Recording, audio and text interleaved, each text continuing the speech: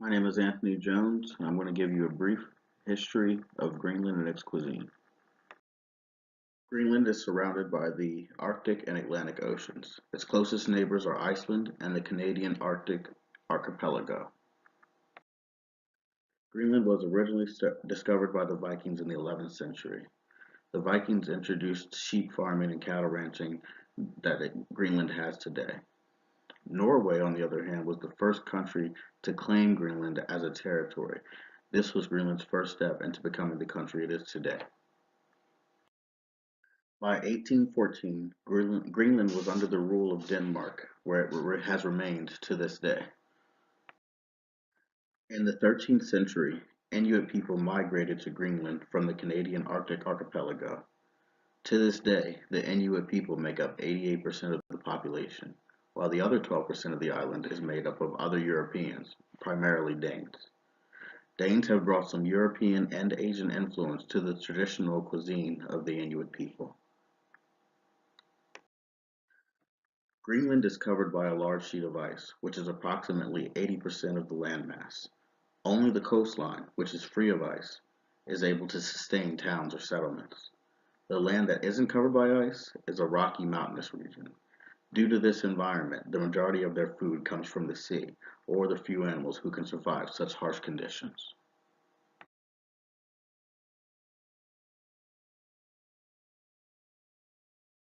Angelica is the most commonly used herb in Greenland, along with Arctic thyme. Blueberries and crowberries also grow naturally, and they are used as garnishes for cakes. Seaweed is reserved and eaten during the winter months when food can be scarce. Roseroot, firewood leaves, and Greenland lousewort are collected during the summer months for herbs. And also, like most places on Earth, potatoes and onions can be found.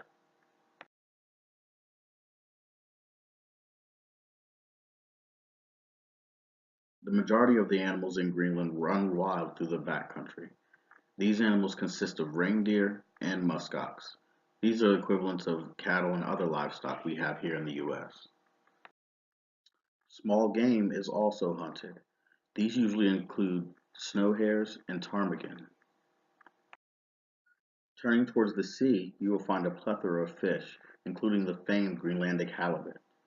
There is also an abundance of Arctic char, red fish, cod, trout, rockfish, Greenlandic shrimp, and prawns are also very prominent.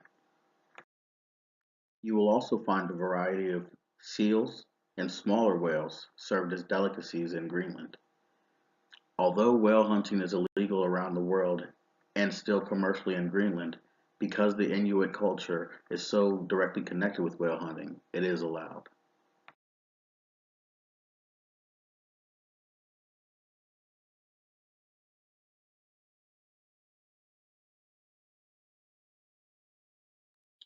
Although there are four separate territories of Greenland, the food selection and population is so small that across those territories people eat the same things.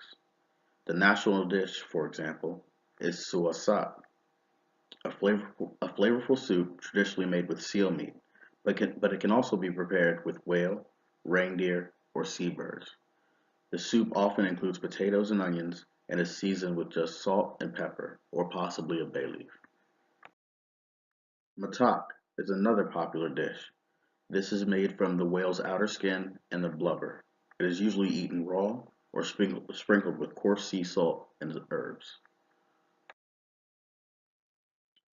Barbecued caribou is prepared using ketchup, soy sauce, paprika, and chili powder. Because of how active the caribou is, the meat must be cooked rare to medium rare to stay tender.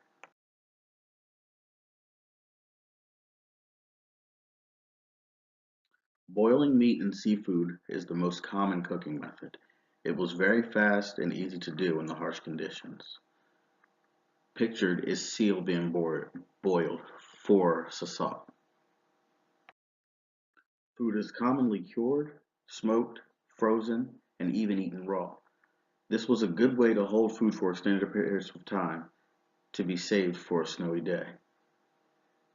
Greenlanders also cooked over an open fire, roasting animals, but sauteing or fat frying was something that began when the Danish population began to rise.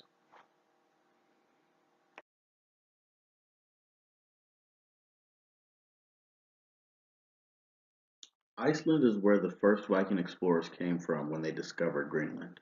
The Vikings named the frozen landmass Greenland to deceive travelers into thinking that it was a lush, welcoming island, only to be robbed when they arrived. Though they did not bring many changes to the cuisine, they opened the door for Danish inhabitants of the day who introduced their spices and the spices of other European and Asian countries to traditional Greenlandic cuisine. Greenlandic people are descendants of Inuit people who migrated there from the Canadian Arctic archipelago.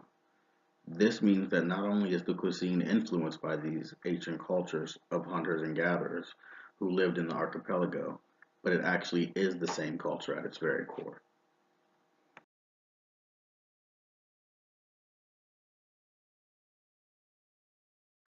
The harsh conditions also make it difficult to farm any produce besides the plants that occur naturally in Greenland. This is why farming of this nature is usually avoided, and Greenlandic food is not overly seasoned. Sheep farming can be found because it was introduced by the Vikings, along with cattle ranching. Due to short summer months and frigid conditions, not many plants can grow and thrive in the environment. Root vegetables seem to be the only true form of farming Greenlanders have. Like most other food in Greenland, it must be foraged for.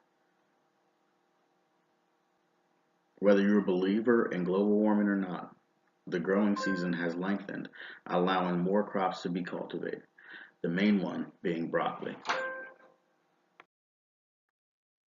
Right now, the Nordic culinary scene is doing tons of new and exciting things. Because of this, Greenland is starting to follow the trend in its own unique way. A big thing in Greenland is the organic food wave. The majority of food is wild caught, not farmed.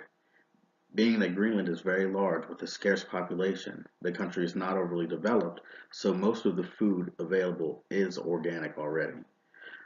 The leaders in Greenlandic cuisine have started taking traditional Greenlandic dishes and using European or Asian fusion for a little added twist.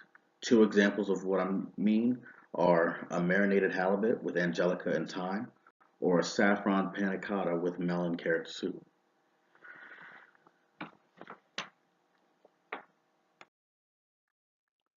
So this is a menu from a fine dining restaurant out of Denmark with a location in Greenland. And as you can see here, they have reindeer. They also have musk ox, excuse me. Um, they have regular beef steak. And if you notice down here, it's kind of small, but it says that all the entrees include a baked potato or French fries and a seasoned butter. So you can see there how there's a lack of vegetables or produce in general in Greenland. So that's my report, and have a great day.